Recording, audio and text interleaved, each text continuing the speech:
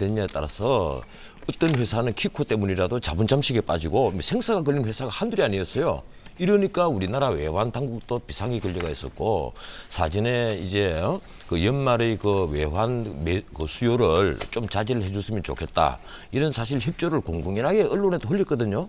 그런데 문제는 이 일이 딱 터지고 나서 그때부터 2시 30분부터 3시 사이에 이 외환 매수가 연년의 그 날짜 그 시간에 비해서 거의 2배로 늘어났다는 겁니다. 이제 그렇다고 해서 검찰이 그걸 엄격하게 말해서 이게 미네르바 때문에 그랬다 하고 소명을 잘 못하겠죠. 이게 이제 검찰의 이제 어려움이에요. 그런데 그렇다면 이 미네르바의 행위가 국가 신인들을 해칠 수가 있었고 또 하나 이게 우리가 자꾸 이게 야당이나 일부 사람들이 이게 정부에서 그 달러 매수 자제를 하라고 이 금융기관 사람들 아홉 군데를 불러서 협조를 구했으니까 한 가지 아니냐라는데 이 협조 구하는 일은 말입니다. 금융선진국에서 다 합니다. 예컨대 백악관 또 각 기관들에게 국가 정책에 필요한 일을 전부 다 협조를 구하고 다 도움을 다 청하거든요. 근데 그런 것하고 예컨대 달러 매수 금지령이라는 공문을 전송을 했다는 것은 이거 관치금융을 넘어서서 바로 금융 독재를 하는 거예요. 당장 그 외국에서 뭐라고 보는가 하면 한국의 외환 관리가 이렇게 불투명하냐 이런 비난이 막 쏟아졌단 말입니다. 그러니까 이게 국가 신인도에 엄청난 영향을 미친 것은 사실 아니냐. 알겠습니다. 그래서 아마 법원이나 검찰도 이걸 중대한 범죄로 아마 봤을 겁니다. 김성수 교수께 드리죠. 예. 그 두 분들, 세 분들 이렇게 말씀하신 걸 들으면서 우리가 도대체 뭐가 허위 사실이고 뭐가 공익을 해야 하는 거냐. 이게 사실 우리가 어떤 판단 기준을 삼기가 매우 어렵습니다. 이렇게 사실은 토론의 장을 통해서 사실은 많은 국민들이 그것이 정말 중대하게 공익을 해왔구나 또 아니면 허위 사실이구나 이걸 판단하면 되는데 문제는 거기다 사법적인 잣대를 들여야 된다는 것이죠. 다 아시다시피 그런 미네르바가 올린 글을 가지고 처벌하겠다는 규정이 전기통신사업법 47조입니다. 이 전기통신사업법 47조는 굉장히 전기통신기본법 전기통신기본법 47조 1항인데요. 이 전기통신기본법 47조 1항의 내용을 보면 공익을 해야 할 목적으로 허위의 통신을 한 자는 5년 이하의 징역, 5천만 원의 벌금에 처한다라고 되어 있습니다.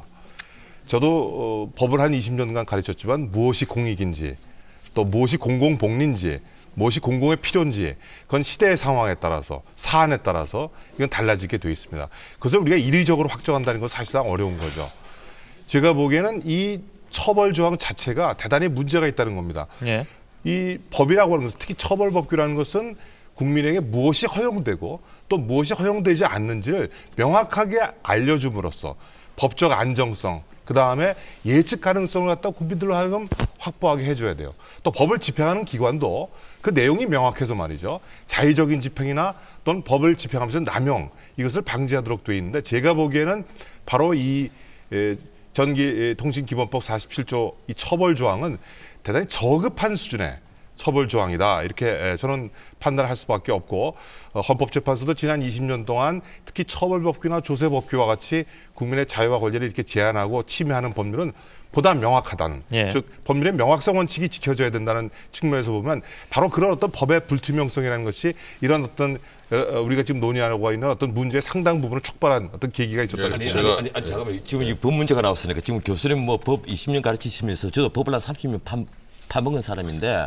아마 형법을 안 가르치시니까 그런 것 같는데 지금 법에 있어서 말입니다. 지금 추상성을 얘기하고 불명확하다 이런 얘기를 하는데 지금 그 우리 형법 강론에 이 보면 이 각 범죄를 규정하고 있지 않습니까? 그 이제 구성요건이라고 그러지 않습니까? 그 모든 범죄 유형을 다 적지를 못합니다. 그래서 어차피 추상성이 다 들어가요. 예컨대 공익 보면 명예훼손죄 같은 데 있지 않습니까? 공공의 이익을 위해서 그 사실을 적시해서 명예를 훼손하면 바로 위법성 그 이제 감면 사유가 되거든요. 그래 공익이 무엇이 공익이냐, 무엇이 공공의 이익이냐 하는 데는 많은 판례들이 이미 사유가 있습니다. 이럴 정도의 그 예컨대 그 문제를 가지고 추상적인 단어다. 이래서 추상성이다, 불명확하다 하면 형법 법규를 어떻게 해석합니까? 수많은 판례들이 있어요. 그리고 허위, 무엇이 허위냐?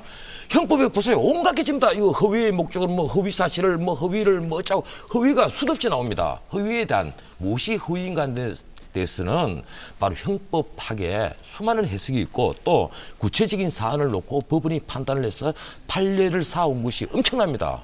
지금 우리나라도 그렇게 법률 후진국이 아니에요. 또 예. 두 번째로 여기서 두 번째 문제가 되면 이제 무엇이 공익을 해야 할 목적이냐 하는 바로 그 문제란 말입니다. 쉽게 말하면 목적범인데 예. 지금 우리 이제 행법에 보면 목적범이 많이 있지 않습니까? 대표적으로 내란죄, 그리고 문서위조죄, 또 무고죄, 뭐 사람을 처벌받게 할 목적으로 무고를 했다는 것이거든요. 그래서 전부 다 목적법이란 말입니다. 그럼 이런 목적을 어떻게 해석할 것이냐. 이걸 갖고 또 일부에서 또 이번에 물고 늘어지던데 목적이라는 게 그렇습니다. 명확한 어떤 인식을 가지고 내가 어떤 목적을 딱 가지고 명확한 인식을 가지는 것까지 판례가 요구를 하는 게 아니에요. 지금 우리 대법원의 일관된 판례들이 그렇습니다. 예컨대 미필적 인식.